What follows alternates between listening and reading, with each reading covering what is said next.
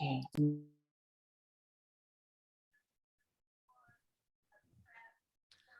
Maayong hapon, good afternoon. My name is Sobey Wing. I'm with Koksilah Festival along with Nikky Ermineskin, who's also with the festival. And we decided with the upcoming event at the VEC in so-called Victoria this coming December 3rd with Jason Camp and the Posers to invite one of the members, James, to speak with us along with Makwala, who's also going to be speaking about the reasons for this fundraiser and what it's about. So we thought we'd get everyone on the Zoom together and have a chat. So thanks for coming out today. And yeah, I thought we could start off with just maybe one of the first questions that came to my mind, I guess, was just the name of the band. Can you tell us a little intro to the name of the band? There's many oral histories about how our name got there, came to fruition.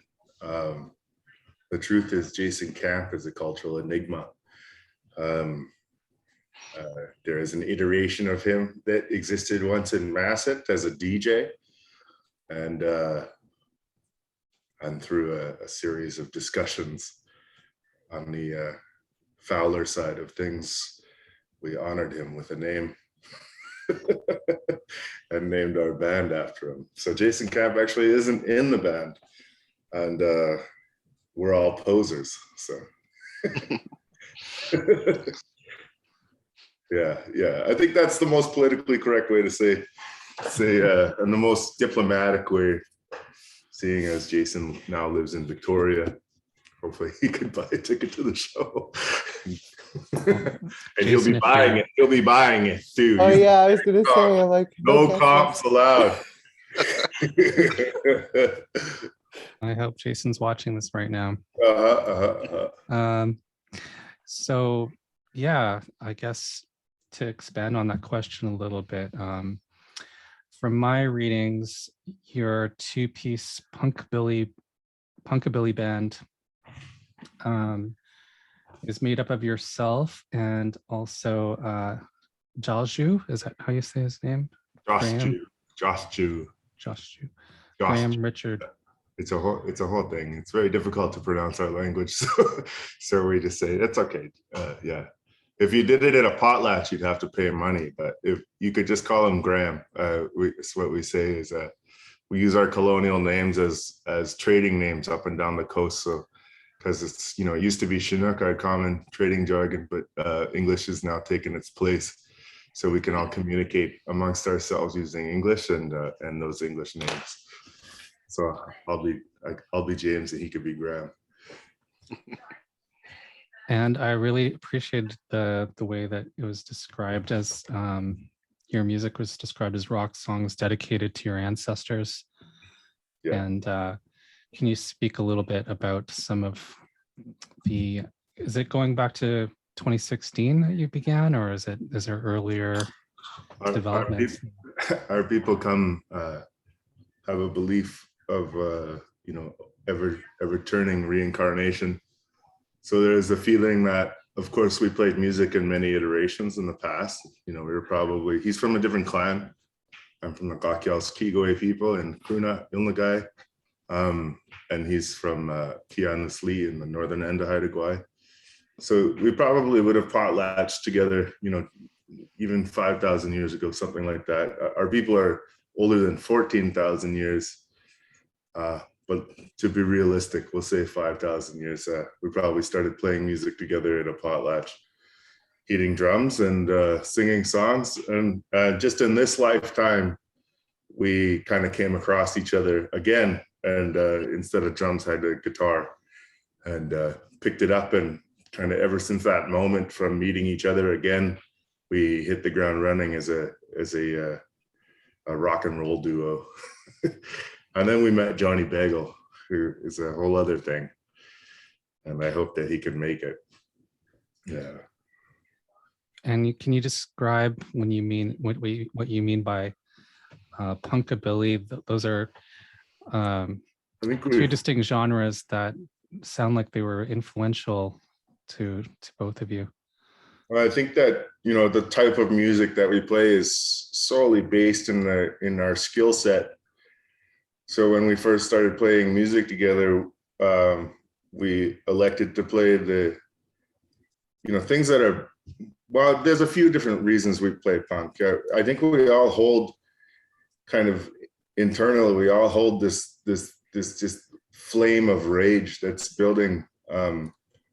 You know, it's just building as we witness all these atrocities to our people, and we, our entire lifetimes, and our parents and our parents' parents and our parents' parents have all witnessed these atrocities, and we've absorbed that into ourselves. So we have earned a lot of rage from just being Indigenous people and then witnessing these continuous atrocities. So, you know, we would hope to, you know, one day be the type of band who didn't have rage to expel through power chords. We hope to one day be so good at our instruments that we could play like jazz music or something really nice and easy and calm that didn't take a whole lot of rage to put out there. But it doesn't seem like that in this iteration of our lifetimes that will be possible, both because the rage of, you know, the post-colonial rage that's still within us is burning very rampantly and doesn't seem to be slowing down anytime soon, no matter how little the colonial world wants to listen to it. So, you know, I think that we'll go there, and maybe somebody, another iteration of Kwah.Agang in the future, of myself in the future, will be playing some wonderful jazz for you. But until then, post-colonial rage rock is another way to put it. Yeah. I think just playing punk rock is very easy. Because when you just want to scream at the world and you're not very good at your instruments, it's the exact right avenue. Yeah. I mean, I'd like to get into the politics for sure. Before that, just a little bit more about the music. My understanding is you're both traditional drummers and singers. Yeah. Something that is probably most important in my life is practicing and expressing and communicating my culture. I'm actually coming to you right now from, I work in South Lindenau, which is a Haida owned and operated museum in our community. So this place, I know it looks like a messy here, but this is our archaeology lab. So there are items from all around Heidi Guy in these you know, waiting to be processed and put on display and used as teaching tools for our community and artists. You know, and so this place also becomes this kind of a venue for sharing our traditional music and sounds. I think it's important for all of us to try to practice traditional music as best you can and learn how that works. Another thing that happens, you know, with traditional music goes hand in hand with dance and performance, because our oral histories, the histories that, you know, have given us guidance in how to survive in this world, the histories of our people surviving in this world and adapting to landscapes and changes, and, you know, the lessons and how to survive off of salmon and how to survive off of hunting and fishing, all of that lessons within our oral histories. And I would consider dance and performance our way of passing those lessons down. We use masks as storybooks, and we would act out these oral histories for the young ones and the old ones in potlatch and in ceremony, so that those histories can be passed down and moved forward. And they're the reasons that we still know our oral histories is from having them witnessed. So, you know, song and dance and language, these are the things that really help us maintain our cultures. And I think it's important for all of us to focus as much as your life as you possibly can in just trying to be involved in continuing those oral histories through song and dance. and language. And family values. I'm seeing that in the title of your first EP, Neat Times and Family Values. And I believe that EP was recorded in a living room. Is that right? Yeah, yeah. Can you talk about sort of what's behind that title or the family values aspect of your music? That title was just thrown out there. It seems like, but it's just a fun thing to say. Neat times and family values. Because if you really listen to some of the things that are being said, there are, hard times and different values being expressed in that one. That recording that EP, Haida Guy is this, I don't know if a lot of, it's hard to communicate exactly where we are considering the background is nothing. It's just a dirty room, but let's see if I can get you, oh no, it doesn't work. Anyway, so Haida Guy is this island off the north coast of Turtle Island. And we're kind of way out in the ocean, about 100 miles offshore. And so things here, as you can imagine, are oh, there's Graham there. Should we let him in? Yeah, we'll let him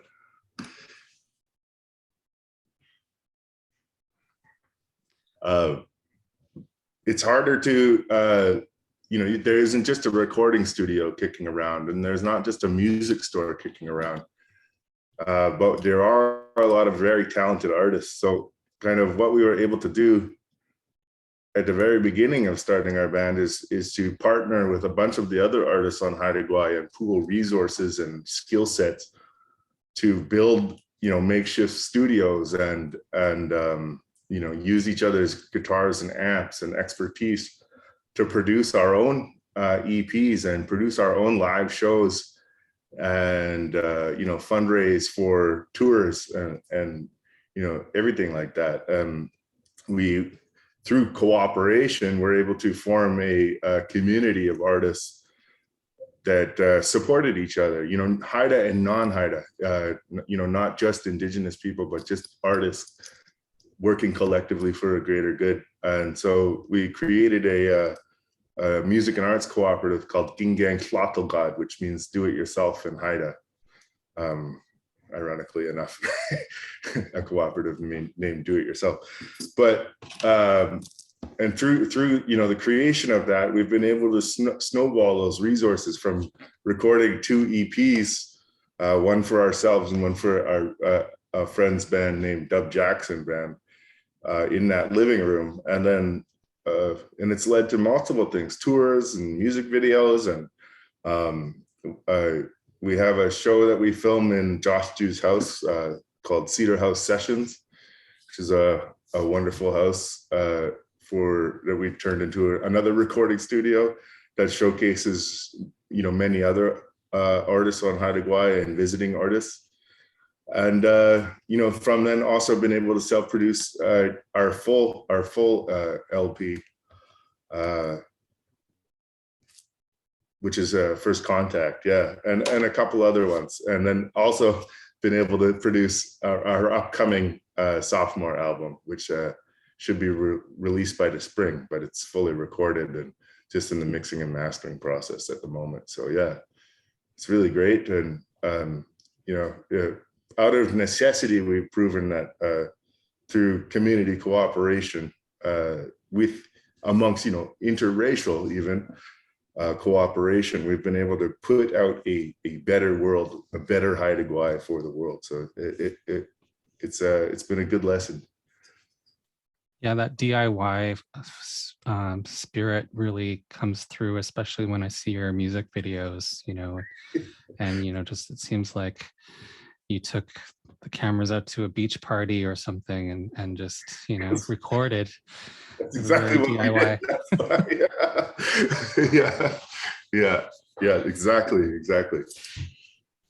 Yeah, and it reflects the community you're talking about, I'm sure too. Like can you describe the energy of those type of shows that you do in that way?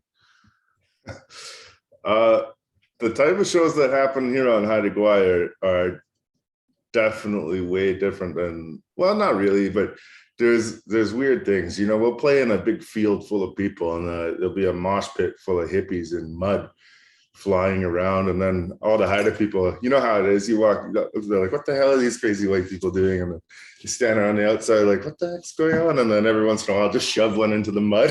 Just and the hippies love it. They're all about that sort of thing. Yeah, I think maybe they're just trying to you know, give a little back. But so yeah, Heidi Guy is a really interesting place, and the community does really love to support it. We all grew up with amazing musicians around us. Uncle Percy Williams and his orchestra, former Chief Cadansta, who's left this realm of existence and moved on, was a wonderful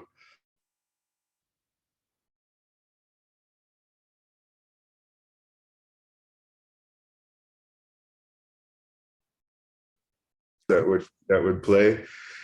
That was kind of all the music that we grew up with here. So I'm going to turn my video off because of the connection, but that was the music we grew up with here. So we were like, you know, we want to start playing some other music, and had to kind of create those venues because the uncles and aunties don't really want to dance to punk rock too often. So hippies do love it. So we found some muddy fields and started playing real loud music and making some fun shows happen. And we try to bring that energy off island when we tour. We've had some very similar situations.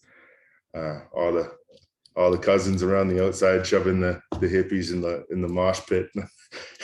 And every once in a while a cousin gets in the mosh pit too. But yeah, we try to bring that energy of just like trying to provide some smiles, some good times to people, but also a message that can move, you know, so that people can take home and think about.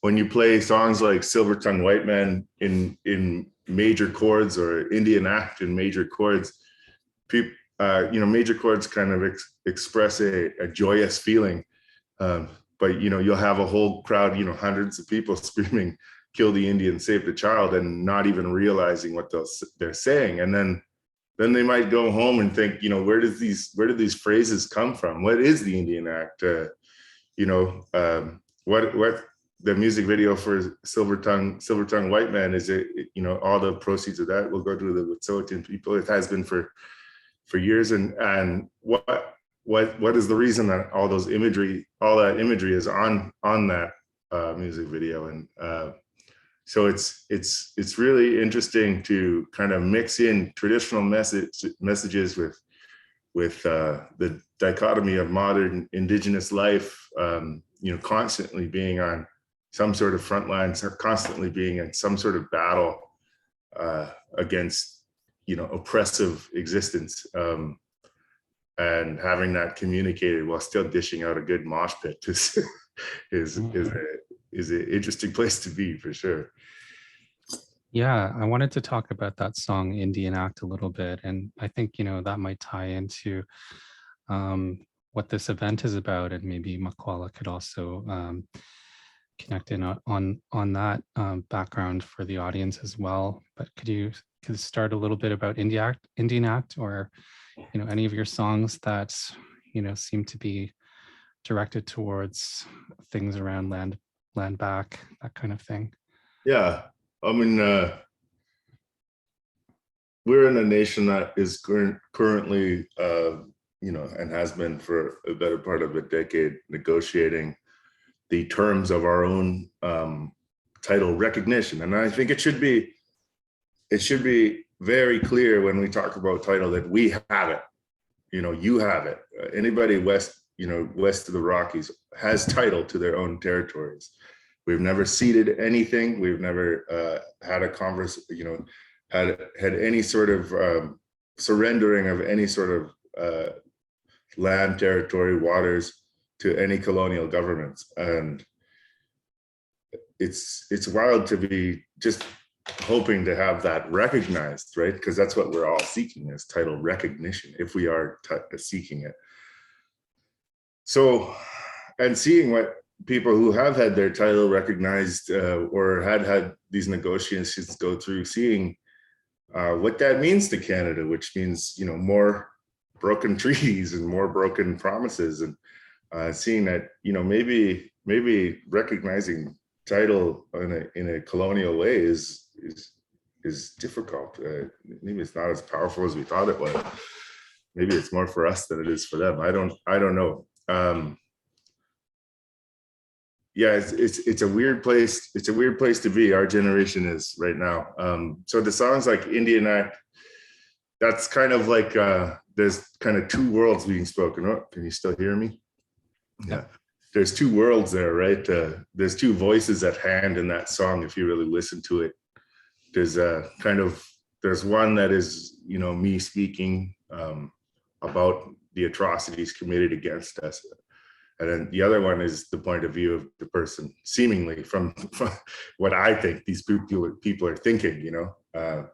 So if you read the words, there are words that are things like, "You drunken Indian, keep your problems canned," you know what I mean? And then the chorus is, "Oil and water, trees and piles, kill the Indian, save the child." And that seems to be the mandate of the colonial world. It's to, you know, is to pet us and move us around and put us in a place where they can just rape and pillage the earth and take it for what it's worth, and then to kind of absorb us into this capitalist colonial world.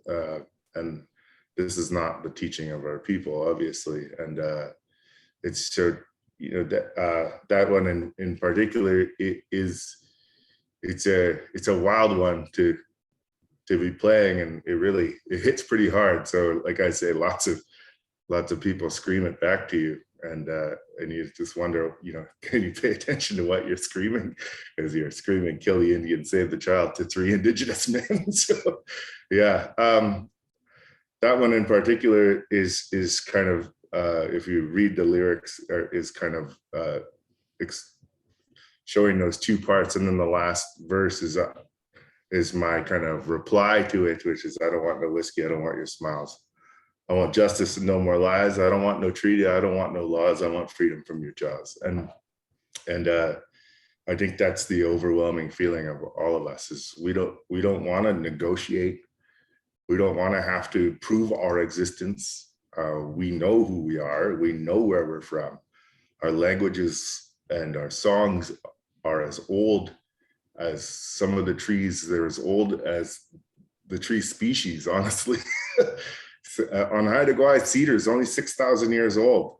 And the Haida people's oldest archaeologically proven village is over 14,000 years old. And our oral history talks about 2 ice ages. So that would imply that we are here much longer than that. We have witnessed ice ages. Do you know what I mean? The Haida language, being a language isolate, comes from this place. Every word in it is from us witnessing a new plant growth. We gave it a word, you know what I mean? And then that grows with it. Our songs and our dances are teaching about what it's like to exist in this place. So how do you argue that we aren't from somewhere, or anybody on this coast isn't from the place that they say they're from? We have the oral histories that go back tens of thousands of years saying that we are from these places. This is long-term science. We have histories of floods that we can talk about in our oral histories. We have histories of ice movement that we can talk about, volcanic activity, earthquakes. We know how to exist in this place. We know how to exist with this place, and to argue who belongs to which territory is not a colonial government's place. So yeah, that's how I feel about that one. And I'm just sick of hearing it dictated to us. I'm just sick of it. So yeah. Thank you. Kwakwa, do you want to respond to that? Yeah, it's recognition of title, and it's actually interesting topic, especially pertaining to what my tribe, the mtagila people of the Kwakwa Nation, are doing right now, because we are the only tribe in our nation that isn't recognized. The government considers us extinct. Hold on. Yeah, so the government considers us extinct.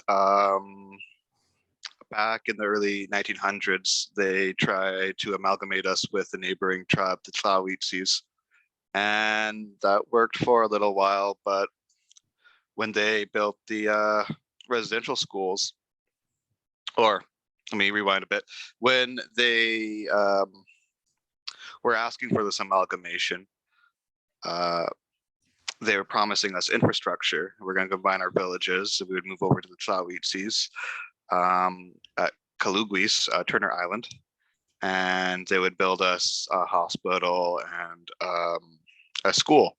But they didn't honor those agreements, and so they built St. Michael's Residential School in Alert Bay, where I am right now, and so they took all the children there.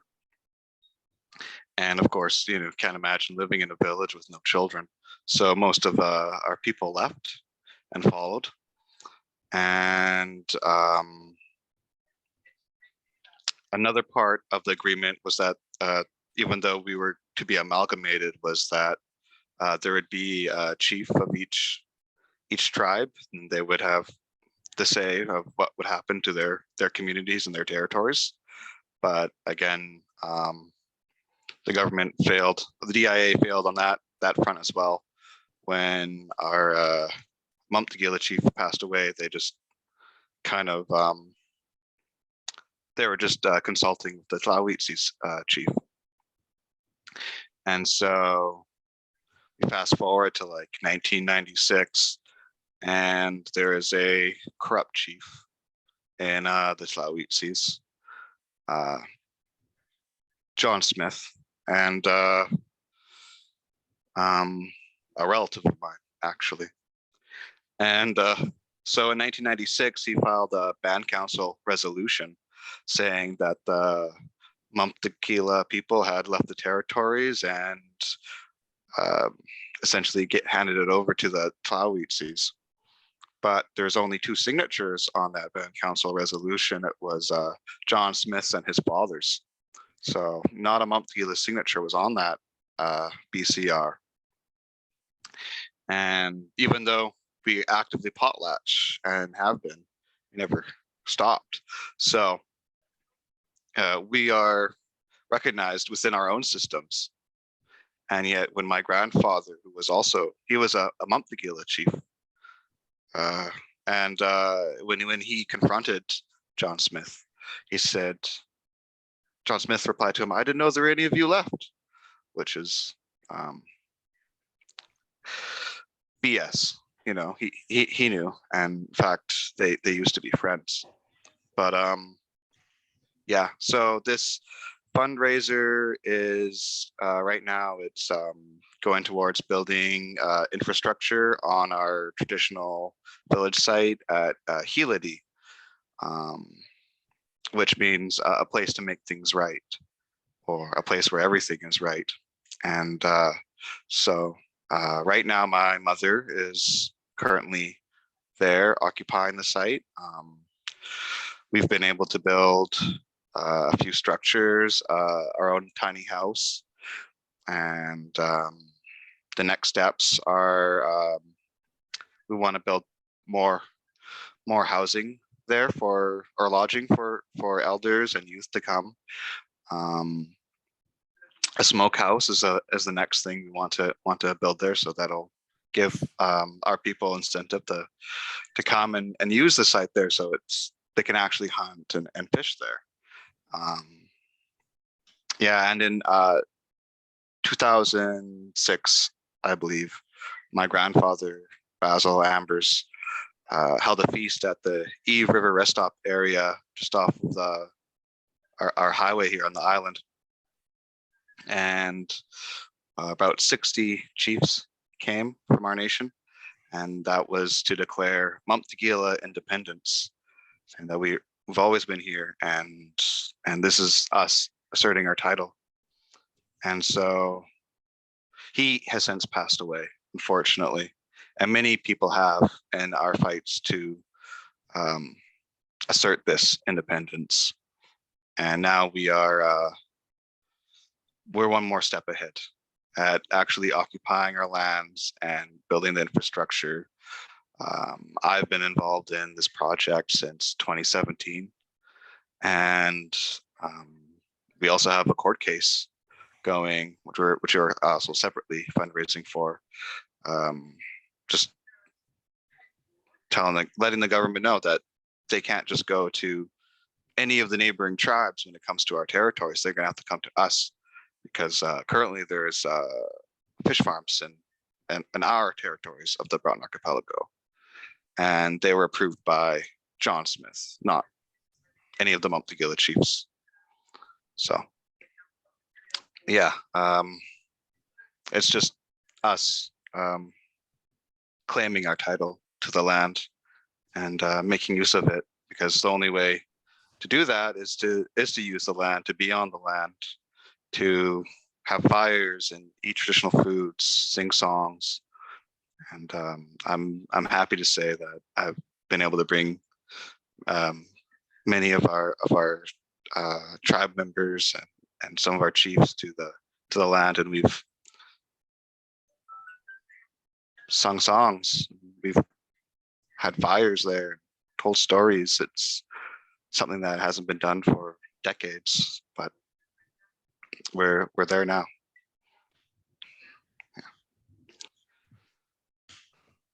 Thank you, McQualla. I just wanted to leave space for any comments or questions from Nikki or James.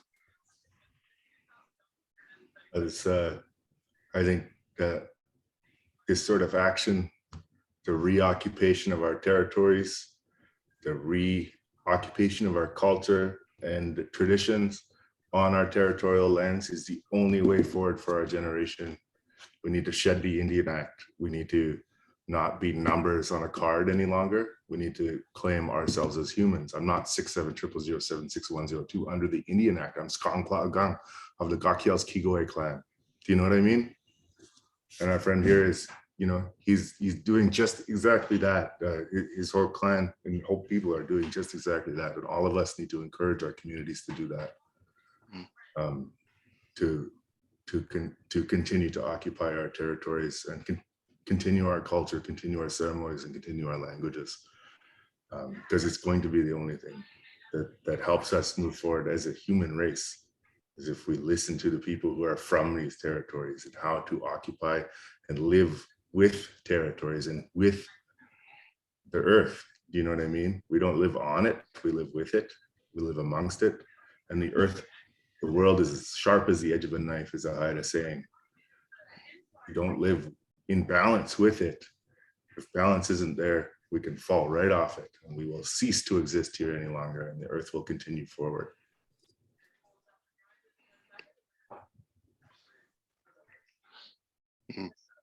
Yeah, it's about living in balance, and in my culture, I mean, we talk about the Great Flood, and I know many cultures do, but listen, my people were taught, Creator saw that people weren't living in balance, and so he had to wash everything away, and all the animals and all the people that were caught in that flood turned to stone. And he told certain specific people who were living in balance about the impeding flood, and some of them survived.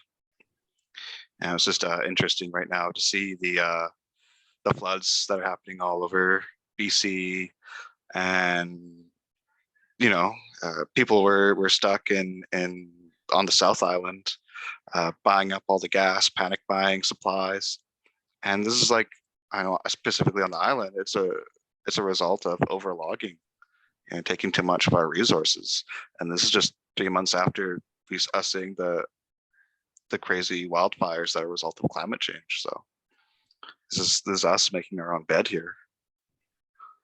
The supernaturals are speaking to us, and if we don't listen, we just, you know, we won't know where to go from there. So the lessons are there. The supernaturals spoke to us before. And if you didn't make it right, you turned into stone, or you were flooded upon, or your village was crushed by a volcano, or you know what I mean? All our oral histories speak about the same things over and over and over again. These are the lessons taught to us for how to exist, to how, you know, and we have to listen now, and we have to teach some of our neighbors how to listen also. Or, it will come, and the flood will come, and we'll be floating in the geological center of our territories, waiting for the ocean to take us also. So we'll see, but yeah.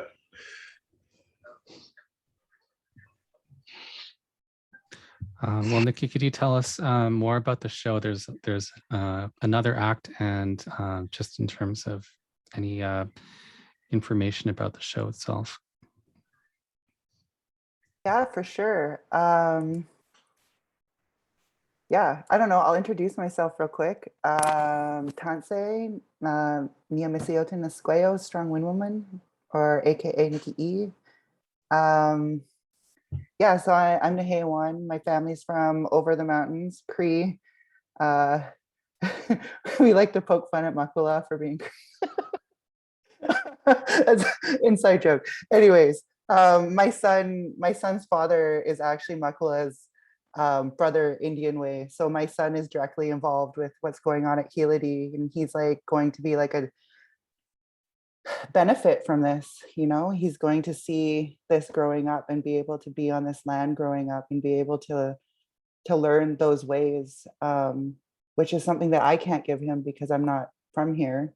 And I also am like the epitome of assimilation, like I was displaced as a baby, didn't grow up with my family, don't know my name, like my culture, my family, my language, so I'm really grateful for my chosen family along the path, who a lot of them are from the West Coast. So, and I have a son who's part Kwakwa and Nuu-Cha-Nulth, and also a daughter that's part Wet'suwet'en.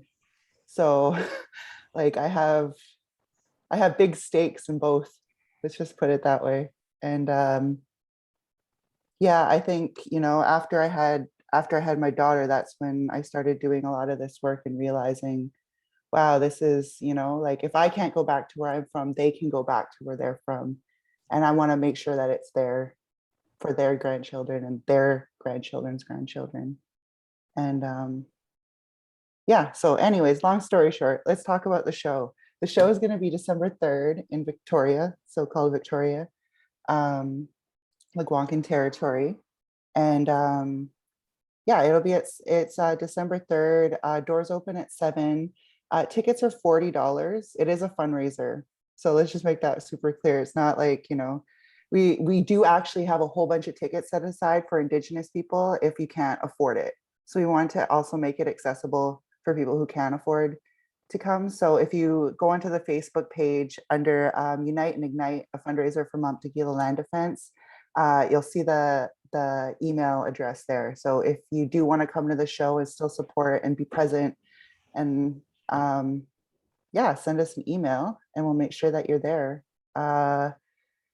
Yeah, so I'm really excited. I think this is going to be one of the first shows in like over 2 years where we actually get to stand by each other and like witness an actual show and a band. And I'm really excited in that respect. I'm really hoping that it sells out. I think any money that, like, I don't know how people feel about reparations, but it's a thing. And these are ways that you can support, but also, like have fun, but also be involved in community and figure out ways that you can help as an ally or a settler in these different movements that are going on, because like your role is just as critical. We need that support, and we need that monetary support, and we need those bodies on the ground, and we need that manpower to help build these different structures, or to be able to help get supplies, or like the whole, like we all need to really work together moving forward, doing this really important reconnection to land work. I don't know really how to say that, but I just really want to stress that, we have to do this together. Like if we look at prophecy, they say Indigenous people are the ones who are going to wake the rest of the people up, you know, and it's not one of these things where it's like, oh, it's for the Indigenous people, we want our land back, we want, like, you know, that's fucking important. But at the same time, we live in a world where we do have neighbors and we do have people that we share, we have the honor to like be alive on this land, and you know, and I think it's so important that we realize that we are in this together, you know, like if everything goes to shit, like it's not going to give a shit if we're we're not going to care if we're like native or brown or white, or you know what I'm saying, like. And climate change is super real, and we've been warning people for the past freaking 100 years about this. We've been warning people constantly about this, and nobody's been listening, you know. And I really do feel like first of all, I want to say I feel really bad for the people in the flooded areas, but I do really feel like that's Mother Earth being like, smarten up, you know, like this is the tip of the iceberg. And it's not a joke. It's not just like, oh, you know, like we're out here like fighting RCMP for, you know, like, no, we're doing this for everybody. Like, you don't understand, like climate change is so fucking real. And if we don't stop it, or we don't become aware of what's going on around us, and like put an end to, you know, destructive like extraction of non-renewable resources, and like complete decimation of land and sacred areas, we're all not going to be here, you know. And so I'm really excited because, like, you know, I come from a very artistic, like creative place. And for me, like, it's always been music that speaks and has always had a lot of power, you know. And Can you tell us about your musical, you'll be taking the stage as well. And can you tell us about your music and your inspiration? Yeah. One second. I have to head out. I'm sorry, but the grind continues. So thank you so much for facilitating this, and thank you so much for helping out here, Nikki, and thank you for coming down to show us some of your awesome rock and roll, James. I'm stoked for this. But yeah, I have to go make money. So I'll see you guys later. Thank you. Thank you. Hey. Koksilah.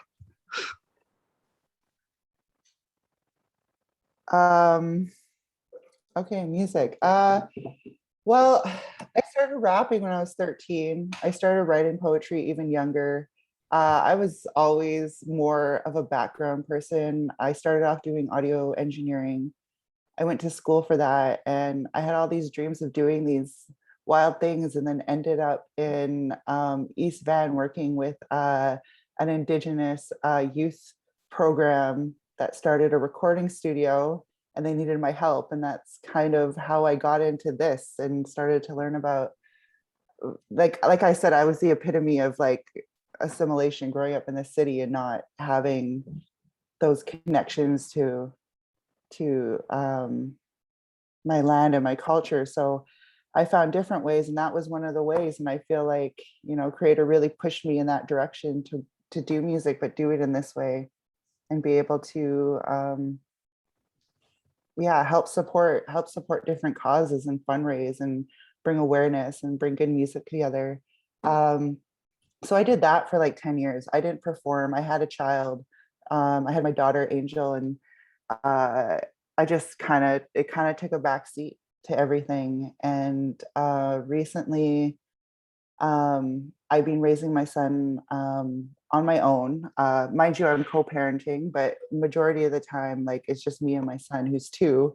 So like I don't really have a lot of time or do a lot for myself. And it just so happened that somebody heard me rap randomly, and they asked me to headline this like burlesque show. And I was like, what? Okay. I wasn't taking my clothes off, by the way. I was just rapping. And that kind of just sparked it for me again. And I'm like, wow, this is like really fun, but it also scares the shit out of me. And it also gives a platform to be able to say these things in places where maybe people won't talk about, you know, land back, or talk about these different issues that affect all of us. So yeah, I don't know. So since the summer, I started performing again. I'm slowly working on doing some new material, hopefully finding time, hopefully writing some grants so I can get paid to do it, which would be really nice. Yeah, and yeah, so anyways, enough about me. Let's talk about the show. Like I said, it's on December 3rd. Tickets are $40. If you go onto the Facebook page, which is, like I said, Unite and Ignite, a fundraiser for mtagila land defense. There's a ticket link on there. You can buy them online. I'm pretty sure there'll be tickets at the door. I'm pretty sure people still do that. And yeah, there's also a sub-media story on there about Hiladi. There's also the donate button. So if you wanted to directly donate towards Hiladi, there's a link on there as well. There's also a link for all of the performers. One of the other performers that I'm really stoked to have join us that night is Dakota Bear. He's also ÄHIYAWAK from Treaty 6, which is, I think he's like from a neighboring reserve where my family's from. So I think we might be like related somehow, which is kind of funny. But yeah, amazing rapper, does a lot of work with Idle No More. Him and his wife own a company called Decolonial Clothing that just is like taking off, and I'm super stoked for them. Yeah, just yeah, so I'm really excited to have Dakota Bear join us, and then yeah, we'll have Makula emceeing. I'm going to do a little set, and then also our MC for the night will be ALEX TAYLOR-MCCALLUM, which is actually my son's father, which is really cool too. Like, side note, it's just been, I feel like this was one of those things that just kind of happened and was like meant to happen this way. And I feel like, you know, a lot of the work that we're doing is breaking cycles and breaking, you know, barriers. And I think for us to work together after all this crazy time is like a really good thing, and a really good example how to work through different traumatic things and be able to break those cycles and show other people and young ones, you know, that it is possible to continue to do this, and how important it is in just like every relationship. Like, even if, you know, we don't get along with people in the community or whatever, you know, we can still work together in a good way. And I think that's super important. Yeah, I'm a big advocate on that for sure. Yeah, so we'll also have a silent auction, which I'm really excited about. Hopefully we'll have some pretty cool pieces up. Yeah, so overall, like that's kind of the night in a nutshell. And yeah, I'm just really excited to see community come together, and I'm stoked to see a freaking native punk band. The three of us were like super stoked. Makula and Alex and I, we used to all go to like punk and metal shows together and be the only Nietzsche's in the we like randomly see another brown person and give them the head nod. Yeah. So I'm really stoked that we can like kind of just, you know, kind of bring that community, into our space, you know, instead of holding space for other people, we're holding space, you know what I'm saying? And I'm really stoked about that. And I'm hoping that a lot of people from the larger community will come to the show that haven't really been involved with a lot of land defense and indigenous issues. So hopefully we can get some more fires going. Like, that's my hope, is that after this long crazy COVID thing, that we can maybe relight our fires or light some new fires, you know. There's a lot of work ahead of us for all of us. So yeah. I think what you touched on earlier, Nikki, it is really important for Indigenous people to have fun. And I think we're giving a good opportunity for that to happen. And if you are of settler descent and you're wondering how to reach out to somebody who hasn't been having fun on the front lines or doing the work to protect you, you could buy them a ticket to the show and you could come with them and have a good old time, because it's important to remind ourselves that we're allowed to have fun too. Oh, it is beautiful. Wonderful. So yeah, I think that was a really good thing to say. Yeah. Well, thank you to you both, and hope to see everyone gathered on December 3rd to unite and ignite. So until then, stay safe. Hoa, Thank hoa. you, Sobey. Hi, hi. Say bye.